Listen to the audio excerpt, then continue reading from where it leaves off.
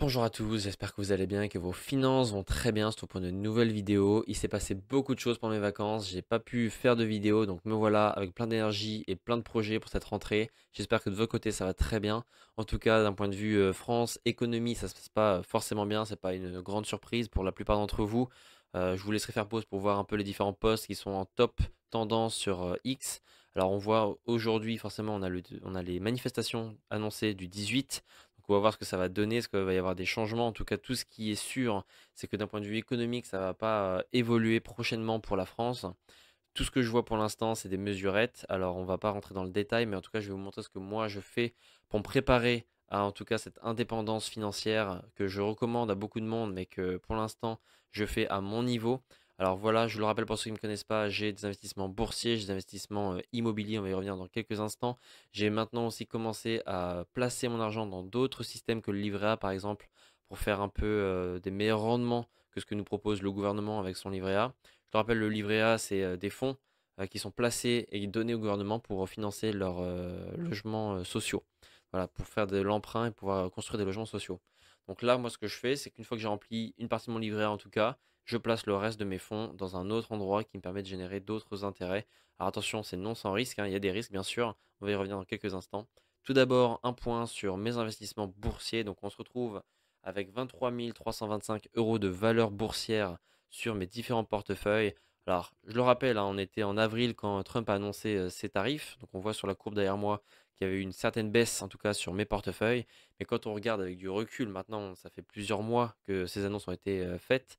Et on voit qu'on est carrément sur une pente exponentielle quasiment de la valeur de mes portefeuilles boursiers. Alors, bien sûr, j'ai continué à investir. Bien sûr, en ce moment, on est sur une valorisation des marchés américains qui est en hausse, hein. Là, franchement, on ne peut pas dire que le marché est pas cher. Mais voilà, en tout cas, si on regarde pour l'instant la valorisation de mon portefeuille, de mes portefeuilles, on est sur une très belle courbe, très belle évaluation. C'est mon record pour l'instant, 23 325 euros. On va aller brièvement dans le détail. Alors, j'espère que vous voyez bien. Je vais dézoomer un petit peu. Voilà, ça sera beaucoup plus facile pour vous de voir. Donc là, je le rappelle, on a 1725 euros de plus-value depuis le début. Alors attention, ça ne prend pas en compte mon nettoyage de portefeuille que j'ai fait récemment. Sur 2 gyros, vous voyez que j'ai 2226. Juste sur 2 gyros, j'ai 2226 euros de plus-value cumulée parce que j'ai fait du nettoyage, j'ai eu des dividendes, etc., etc. Mais il reste par contre ces plus-values que vous voyez ici qui sont vraiment en cours et c'est celles que vous retrouvez sur Finery ici, parmi les autres. Donc on a 1725, soit 8% de performance depuis mon dernier nettoyage. Je le rappelle, pour ceux qui ne me connaissent pas, donc j'ai trois différents portefeuilles. J'utilise le meilleur de chacun, bien sûr. Bourse-Banque, c'est là où j'ai mon PEA, donc c'est ce qui me permet d'investir dans des entreprises européennes et françaises. Alors aujourd'hui, j'ai deux entreprises principalement. ASML, qui fait de l'électronique, qui crée les puces qui sont notamment utilisées pour les différentes intelligences artificielles, etc. On a ensuite un Eurostock 50, donc les 50% de capitalisation boursière européenne. Et on a LVMH aussi qui sont pour l'instant avec des très belles performances. Je vous avais fait des vidéos là-dessus il n'y a pas longtemps. J'avais montré qu'elles étaient assez sous-évaluées. Alors bien sûr, ça peut ne jamais remonter aussi. Mais en tout cas, voilà, pour ce que moi j'ai fait, le pari que j'ai fait s'avère pour l'instant positif. On a SML qui a été à moins 3% sur mon portefeuille pendant très longtemps, pendant plusieurs mois. Et là, on est repassé à plus de 16% quasiment en quelques semaines. Donc c'est très très bien pour moi. On a ensuite LVMH aussi, qui était vraiment dans une mauvaise forme depuis plusieurs années, plusieurs mois. Et là, on a enfin une certaine remontée quand même sur le cours. Donc c'est intéressant. On va suivre tout ça, bien sûr. Je continue de vous documenter tout ça sur cette chaîne. Alors n'hésitez pas à vous abonner si ça vous intéresse de suivre mon parcours d'investisseur. On a 14% maintenant pour LVMH, hein. Ensuite, chez De Giro, pardon, on a 516 euros de plus-value avec, je le rappelle, une compétition entre le S&P 500 et le S&P 500 Top 20. Alors, je les ai achetés au même moment, donc les performances que vous voyez ici sont vraiment comparables. On a vraiment le S&P 500 classique que la plupart d'entre vous ont peut-être déjà dans leur portefeuille qui a fait 8,37% de performance. Et en face, le S&P 500 Top 20, donc le top 20 du S&P 500 tout simplement, qui a plus 13%. Alors là, on est dans une phase haussière, comme vous le voyez juste ici. Donc, moi, ça ne me choque pas qu'il y ait une surperformance des 20 meilleurs. Par contre, en phase de baisse, dans les derniers comparatifs que j'avais vus, le top 20 a une baisse plus importante que le S&P 500, ce qui est logique parce qu'on est beaucoup plus concentré. Donc, je vais continuer aussi de vous documenter tout ça, on va voir. J'ai beaucoup de liquidités, donc vous le voyez ici, j'ai 2400 euros qui sont prêts à être investis. Pour l'instant, j'ai l'impression que c'est trop cher, donc peut-être je me pose trop de questions. Mais en tout cas, voilà, j'ai de la liquidité qui est prête en cas de baisse des marchés. Ensuite, on continue sur Interactive Broker. Alors, c'est là où je me challenge, hein, c'est là où je choisis des entreprises étrangères. Donc, pour l'instant, on a des très bonnes performances sur deux entreprises que vous voyez juste ici, Microsoft et Alphabet, donc Google. On a 22% de performance chez Microsoft et 46% de performance chez Google. Alors, Google, il faudra aller voir dans le détail, mais c'est impressionnant la croissance qu'elle a eue en quelques semaines. Et c'est notamment dû à plusieurs raisons. La baisse était notamment à cause de l'incertitude concernant sa possibilité ou sa capacité à faire face aux IA, de pouvoir continuer de générer du revenu avec le système de recherche Google.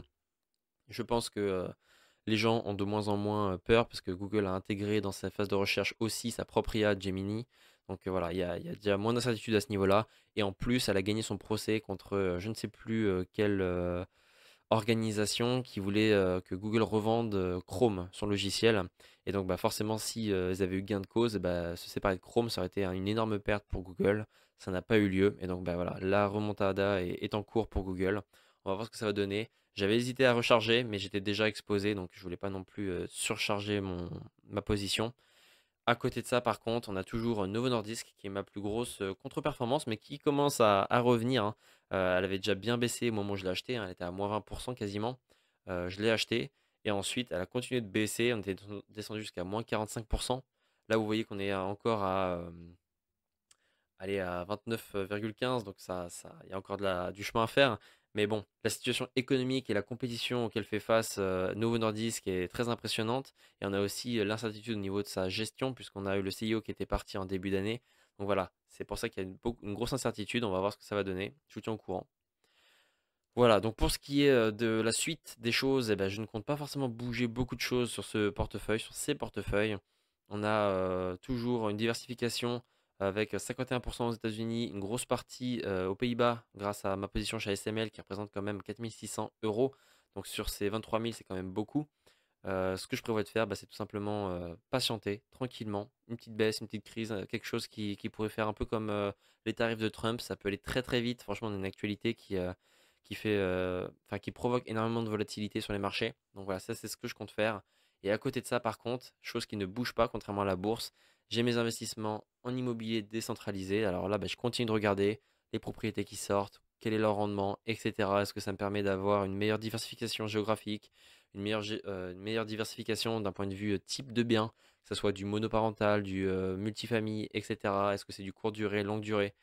Voilà, c'est ça que j'aime bien avec la plateforme Realty, c'est que ça permet de me construire vraiment un portefeuille diversifié à ma sauce sur l'immobilier que je choisis. Je peux m'en séparer, j'ai déjà fait des vidéos sur cette chaîne dans laquelle je montre comment est-ce que je vends des parts de propriété. Alors il y a deux manières, je le rappelle pour ceux qui ne connaissent pas. Il y a soit on peut le revendre sur le YAM. Donc le YAM c'est tout simplement une sorte de Amazon mais pour la plateforme Realty où ben voilà, toutes les personnes mettent en vente leur propriété. Alors forcément ils essaient de vendre le plus cher ou pas s'ils veulent vite s'en débarrasser. Mais voilà, il y a plusieurs manières de s'en séparer. Et l'autre manière, ça va être tout simplement les revendre à Realty, mais bon, ils vont prendre des frais de transaction sur la revente. Donc c'est quand même mieux de le revendre sur le marché secondaire. Ensuite, moi de mon côté, pour l'instant, j'ai un objectif d'avoir un rendement à 10% annuel. Alors c'est de l'investissement alternatif, hein, donc c'est pour ça que les rendements sont aussi importants parce que je fais face à beaucoup plus de risques. Si Realty ça va pas bien, s'il y a une crise, s'il y a une réglementation qui vient mettre des bâtons dans les roues de la plateforme, eh ben, je risque de perdre beaucoup. Donc c'est pour ça que je ne le recommande pas à beaucoup de monde. C'est vraiment moi je le fais en petite partie comparé à mes investissements boursiers. Mais voilà, c'est pour moi intéressant de pouvoir en tout cas tester, de sentir comment ça fonctionne. Il y a beaucoup d'avantages à ce que je vois à cette plateforme. J'espère que ça va bien fonctionner. On a les paiements qui sont tous les lundis, donc c'est très rare, hein. En face de ça, on a quoi? On a d'autres possibilités, d'autres concurrents qui sont comme La Première Brique, Brix aussi, qui sont des alternatives, mais qui sont pas de la même manière, puisqu'on peut pas revendre les parts de propriété. Et je crois que les rendements sont sur une certaine période. Donc c'est pas la même chose. Voilà, donc, et à côté de ça, vous le voyez ici, j'ai 1821 dollars de valeur nette, et pourtant j'ai que 1500 dollars d'investis dans des parts de propriété. Et vous voyez juste en dessous, ça vient notamment du RMM. Alors ça, c'est ce que je vous ai fait un short sur le sujet, hein, il n'y a pas longtemps. C'est mon alternative au livret A.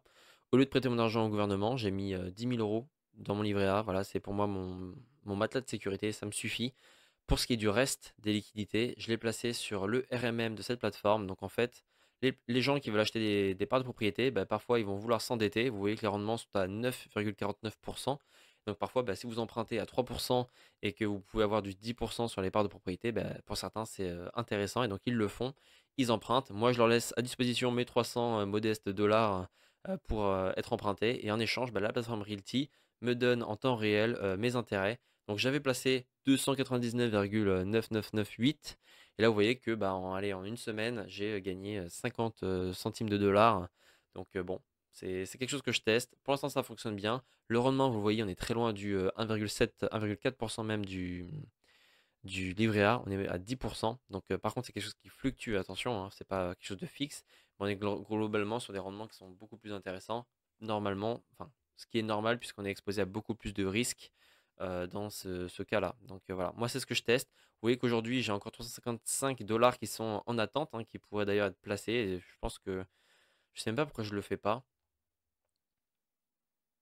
Je crois que je le garde au cas où il y a des propriétés qui sortent, mais je crois que, enfin, faudrait que je teste. J'ai pas encore testé de les retirer, mais de ce que je sais, de ce qu'on m'a dit, ça se retire en quelques clics et en 2 secondes on peut réutiliser les dollars.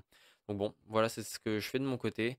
Ce que je prévois de faire pour la plateforme Realty, alors c'est de toujours garder cette exposition à environ 5-10% de mes investissements globaux pour pas que ça soit trop représentatif de mes investissements. Je le rappelle, Realty, on verse des loyers tous les lundis. En France, on est imposé à 30% sur toutes les plus-values mobilières. Donc ça veut dire que chaque fois que j'ai un versement, il faut que je le déclare et il faut que je perde 30%. Donc pour un investissement long terme, ça représente quand même un certain manque à gagner. Donc voilà, c'est une petite partie parce que ça prend du temps, hein, d'investir dans Realty. Il faut faire soi-même ses investissements. Donc voilà, je construis petit à petit mon investissement, mon portefeuille immobilier. Mais voilà, ça prend du temps et c'est pas forcément ce qu'il y a de plus optimisé. Donc à côté de ça, il y a la bourse, ça continue de croître, c'est ce que je veux. Et à côté de ça, bah, je me diversifie autre part que dans les marchés américains, dans les marchés européens, etc. Voilà. Une dernière chose aussi pour un peu ceux qui n'ont pas vu la vidéo dans laquelle j'en parle, mais tous mes investissements, tous les portefeuilles que vous voyez ici ont été sélectionnés pour me permettre un jour ou l'autre de mettre tous mes investissements en garantie. Donc imaginons j'ai envie d'emprunter, mais je ne suis pas dans une situation favorable pour qu'une banque me fasse un crédit par exemple. Ça peut être soit je suis auto-entrepreneur, je suis indépendant, ou alors je suis en période de chômage. Voilà, personne ne voudra me prêter. Cependant, le fait d'avoir comme ça des investissements qui sont qui ont une certaine valeur, vont me permettre, avec notamment tous ces portefeuilles-là, Boursorama, DeGiro, Interactive Broker, d'emprunter. Alors là, vous le voyez, ça se concrétise ici sur DeGiro avec cet espace libre.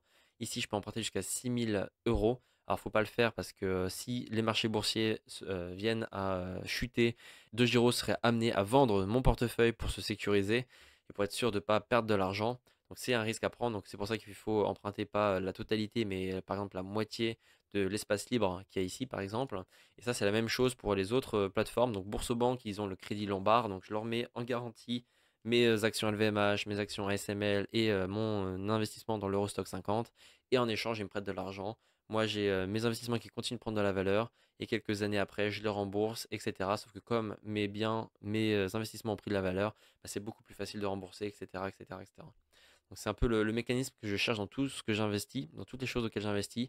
Pareil pour la plateforme Realty, vous voyez ici, je peux déposer mes USDC, donc c'est mes dollars crypto. Mais en dessous, vous voyez toutes mes propriétés. Vous voyez que j'ai 5 parts de cette propriété, Carpenter. Et ben pareil, je peux la déposer et la mettre en garantie et en échange emprunter de l'argent au même titre que ce que les gens font avec les 300 dollars que j'ai prêtés. Voilà. Aujourd'hui, vous voyez que les taux d'emprunt sont à 13%. La différence, c'est que vous pouvez rembourser à la vitesse à laquelle vous voulez. Donc c'est pour ça que c'est aussi élevé. 13% sur un an, sur 20 ans, c'est inimaginable. Mais 13% sur 3 semaines, si jamais vous avez juste besoin de l'argent maintenant tout de suite pour acheter quelque chose et vous allez pouvoir rembourser dans un mois, et ben voilà, c'est beaucoup plus accessible déjà.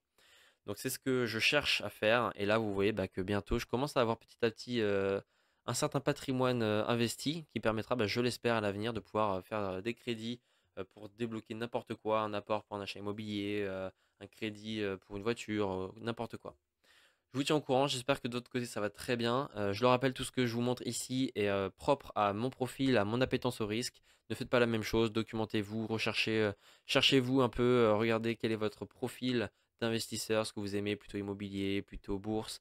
Moi je vous montre tout ça d'un point de vue personnel pour vous documenter ce que moi je fais. Maintenant, chacun est différent, donc voilà, réfléchissez bien. Prenez soin de vous, prenez soin de vos finances. Pour ceux qui veulent commencer à investir, il y a toujours des liens de parrainage dans la description.